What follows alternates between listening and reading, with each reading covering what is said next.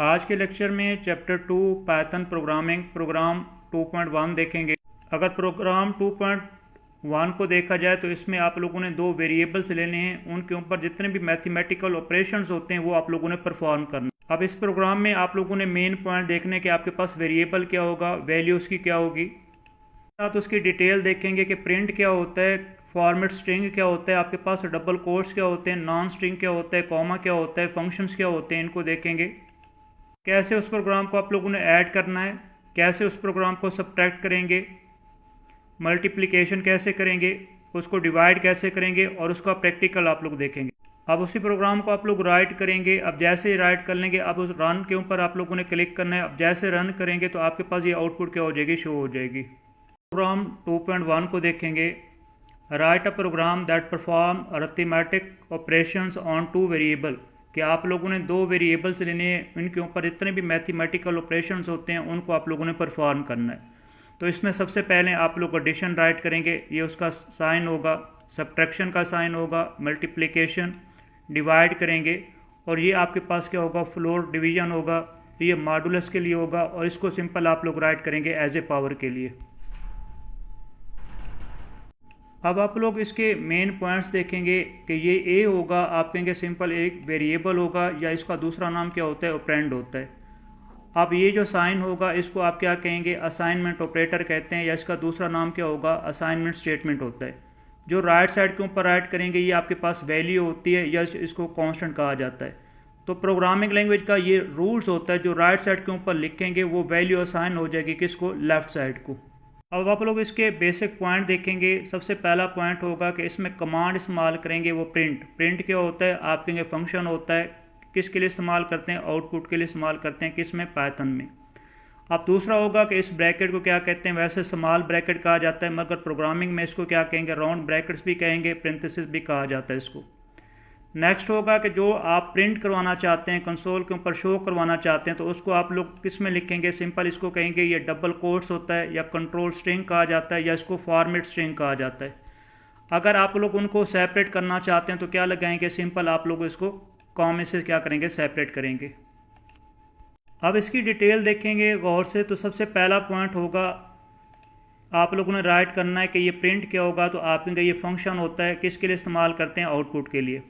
अब दूसरा सवाल होगा कि ये जो ब्रैकेट होती है, इसको ब्रैकेट को क्या कहेंगे, तो सिंपल आप कहेंगे पेरेंथेसिस कहेंगे।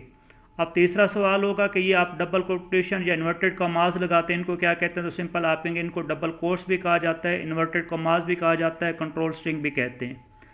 अब नेक्स्ट पॉइंट होगा कि जो डाटा आप लोग राइट करना चाहते हैं स्मॉल ब्रैकेट में, राउंड ब्रैकेट में, उसको क्या कहेंगे, तो आप कहेंगे उसको पैरामीटर भी कहा जाता है, आर्गूमेंट्स भी कहा जाता है। अब इनको सेपरेट करने के लिए क्या लगाएंगे, आप लोग कॉमा लगाएंगे।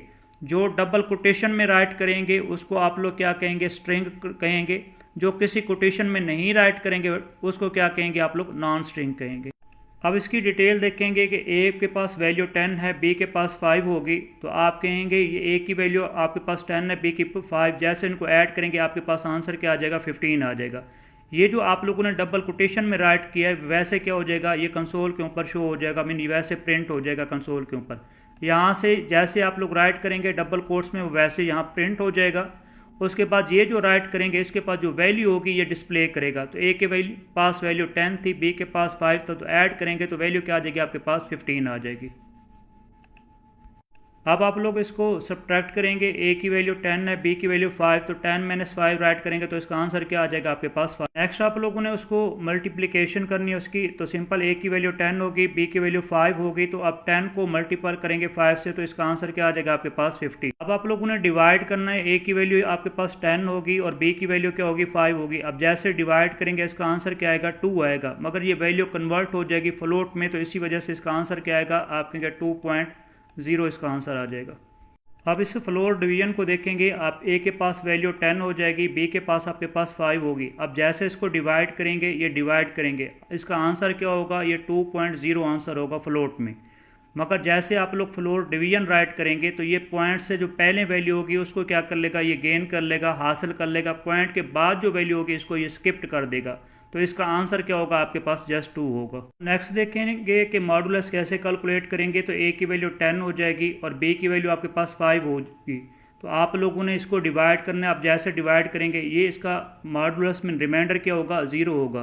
तो इसका आंसर आपके पास क्या आ जाएगा, ये 0 आ जाएगा। अब लास्ट पॉइंट होगा, इसको गौर से देखिएगा। फर्स्ट ए की वैल्यू 10 होगी आपके पास, बी की वैल्यू 5 हो जाएगी। तो यहाँ मैंने राइट कर लिया ए अस्टेरिक अस्टेरिक। इसका मतलब क्या होता है, पावर होता है। तो इसको कैसे राइट करेंगे, फर्स्ट वैल्यू आपके पास 10 है तो ये 10 आ जाएगा आपके पास। सेकंड वैल्यू आपके पास 5 है तो ये उसकी पावर क्या हो जाएगी, 5 हो जाएगी। अब 10 को आप लोगों ने 5 टाइम्स मल्टीपल करना है। अब जैसे 10 को 5 टाइम्स मल्टीपल करेंगे तो आपके पास ये आंसर शो हो जाएगा। तो ये उसकी क्या होगी, आउटपुट होगी। अब हम इसका प्रैक्टिकल देखेंगे कि a इक्वल टू 10, ए को मैंने इनिशियलाइज कर लिया, वैल्यू 10 असाइन कर ली, b को 5 वैल्यू असाइन कर ली। देन वही आप लोगों ने राइट करना है, print a plus B write करेंगे, इक्वल का साइन डबल कोटेशन में कॉमा लगाएंगे, सेपरेट करेंगे, a प्लस बी राइट करेंगे। सबसे पहला सवाल होगा कि जो डबल कोटेशन में राइट करते हैं ये स्ट्रिंग कंट्रोल कहलाता है, स्ट्रिंग कहलाता है। मतलब कि जैसे राइट करेंगे वैसे आउटपुट में क्या हो जाएगा, ये शो हो जाएगा। कॉमा क्यों लगाएंगे, सेपरेट करने के लिए। किसको, स्ट्रिंग को नॉन स्ट्रिंग से सेपरेट करने के लिए। अब नॉन स्ट्रिंग का मतलब क्या होगा, जो इसके पास वैल्यू होगी, जो ऑपरेटर होगा वो फंक्शन परफॉर्म करेगा।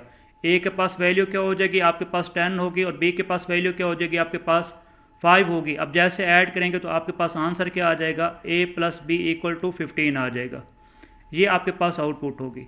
आप इसी प्रोग्राम को दोबारा रन करना चाहते हैं तो रन के ऊपर क्लिक करेंगे। जैसे रन के ऊपर क्लिक करेंगे ये आपके पास आउटपुट शो करवा देगा। तो ये आपके पास आउटपुट होगी। इसको दोबारा देख लें कि जो वैल्यू इंटर करेंगे, अब जैसे प्रोग्राम को रन करेंगे तो ये आपके पास क्या होगी, उसकी आउटपुट होगी। आज के लेक्चर में आप लोगों ने 2 वेरिएबल्स लिए,